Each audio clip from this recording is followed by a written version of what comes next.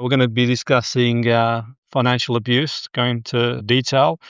Anna Williamson, life coach, psychotherapist, author, and expert in relationships. Welcome to the show, Anna. Great to have you on board. Can you give us the rundown, Anna? What does financial abuse involve in relationships? Yeah, great to be on, Jimmy. So, yeah, financial abuse is often not talked about under the bigger umbrella of domestic abuse, and it is often hidden in plain sight, and it often goes unnoticed.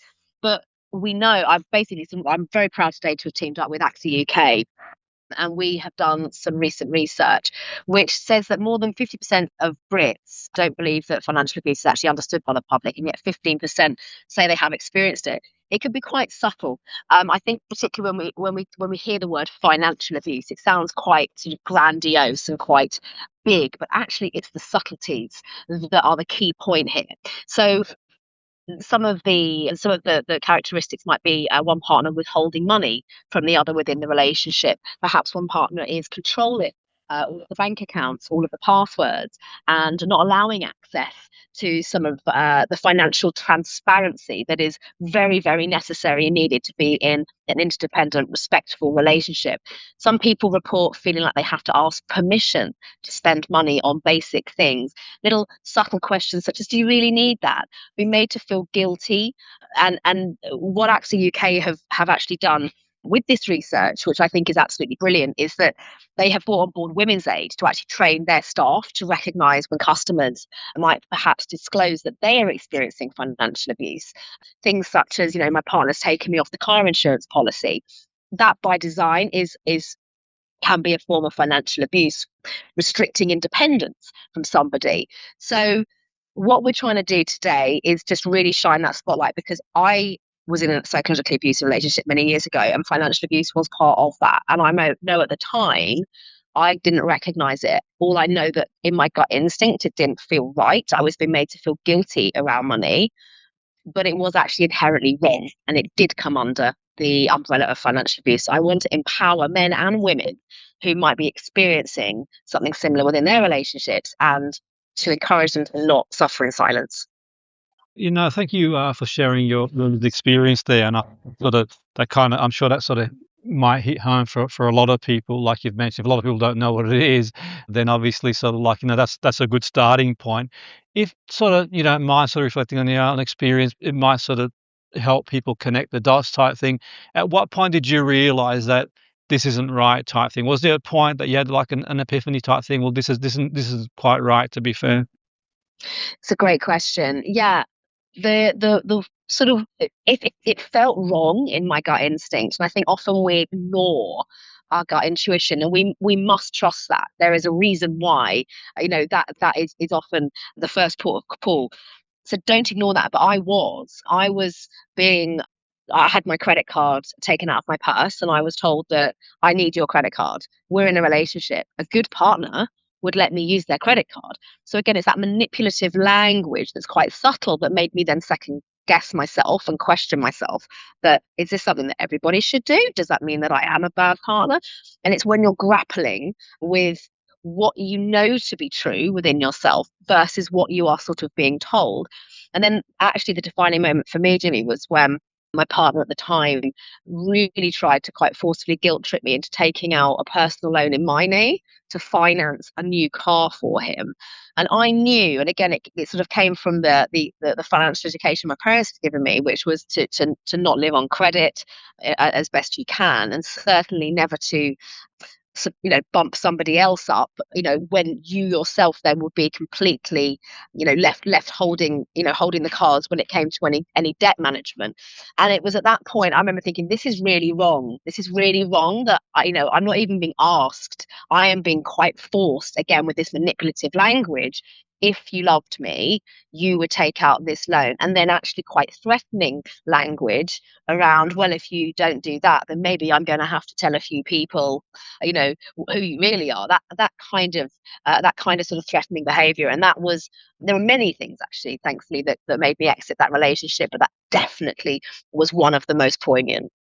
No, that sounds frightening, really, and the implications of that as well, and the implications of sort of someone sort of if they were to take out a loan and being sort of straddled with that debt type thing, and then where does the line get drawn? I mean, obviously, sort of like I'm guessing that if someone takes control of one thing, then it can get really spiral out of control type thing. And Yeah.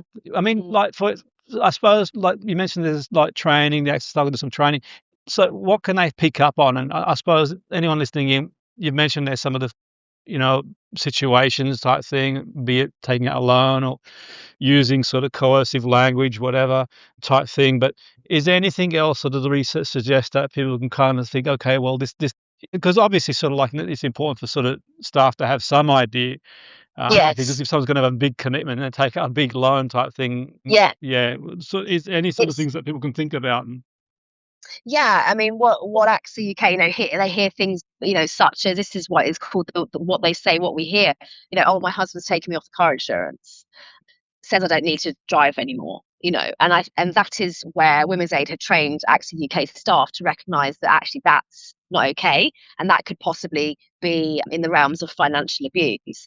And then as a result of that, it's then helping to support and signpost for further help within the confines of that relationship, ideally to exit that relationship. But actually, there's even a support fund that's set up for people who might really be struggling.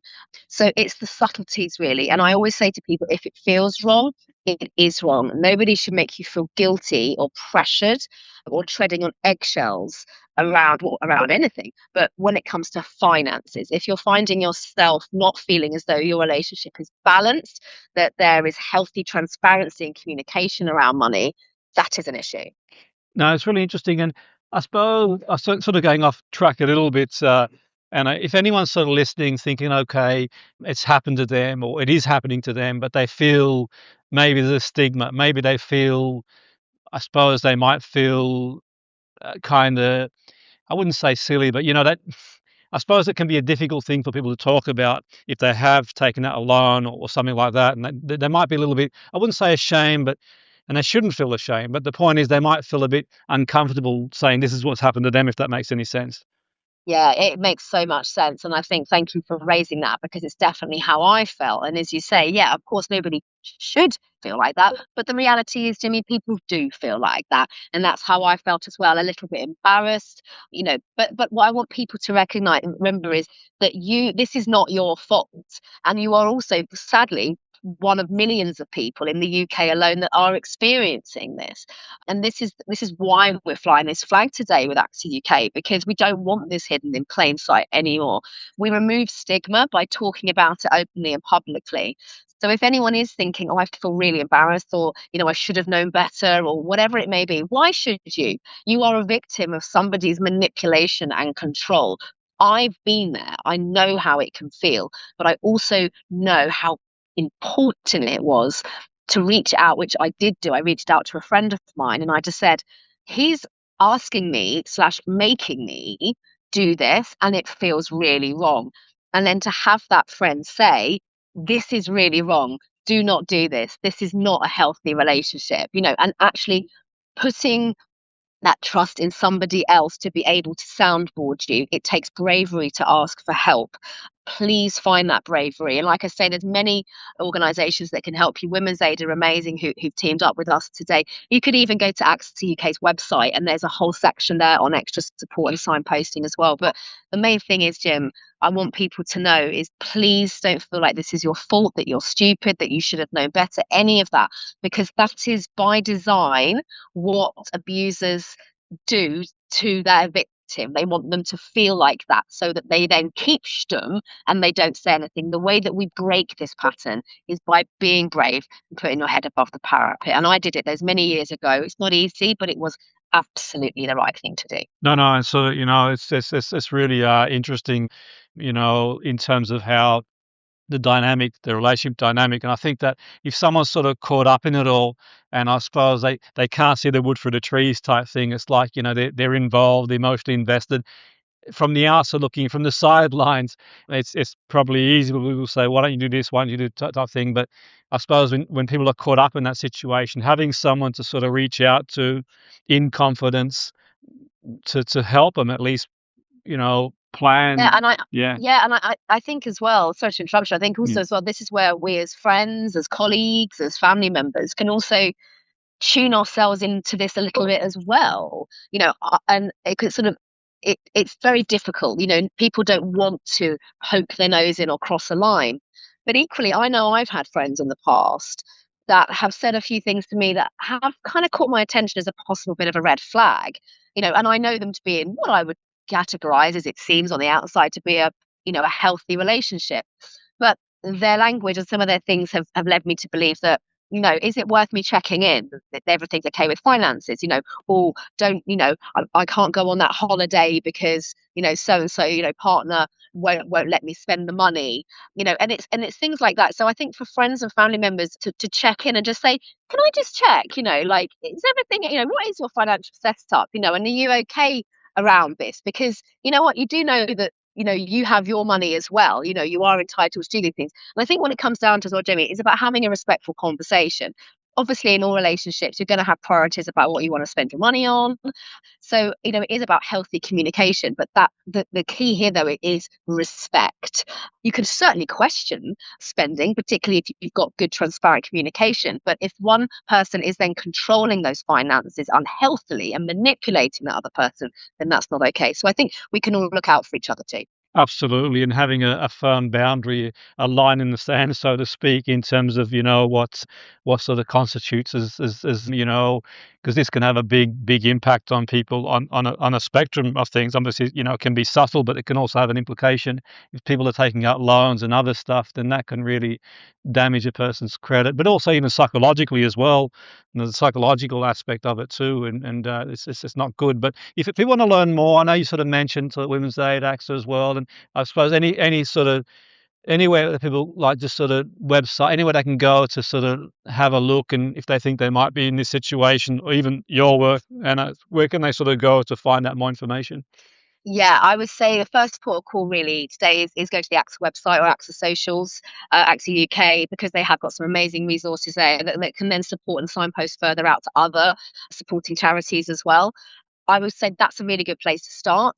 And also just to recognize, I do a lot of work in this area and there is lots of support out there, and financial abuse is increasingly becoming more of a recognized thing. And the more that we raise this awareness as we're doing today, the more that we can make sure that we're helping as many people as possible to not be a victim of it. Absolutely. And I think it'll be almost like a relief for some people to sort of hear you speak, because they'll be wondering if they're caught up in the sort of thick of it, really, if is this right, is it not right? And I think that, like, hearing you talk about and your experience, they'll realize, well, actually, you know what, something might not be right here, and I need to sort of do something about it. Yeah, and the Yeah, key is as well, Jimmy. I mean, if you feel comfortable enough within your relationship to raise the questions, raise yeah, the concerns with your partner. Now, a healthy relationship, your partner will accept that and go, "Gosh," and they will check and they will recalibrate and go, "Gosh, that isn't my yeah, intention yeah. when I answered that." But an unhealthy relationship will be the complete opposite. So I do appreciate as well. You have to be very careful about what you do confront with your partner. But I think the first port of call is, if it feels wrong, it is wrong, and sitting in silence is not going to help. So we need to have a think about where we can go for the extra support. Brilliant, Anna. Thanks for your time. It's been really interesting and informative, and no doubt our listeners would have found it the same as well. Great to speak to you, Anna. Have a great day and a great week. Thank you. Thank you. My We're going to pleasure. be discussing financial abuse, going into detail. Anna Williamson, life coach, psychotherapist.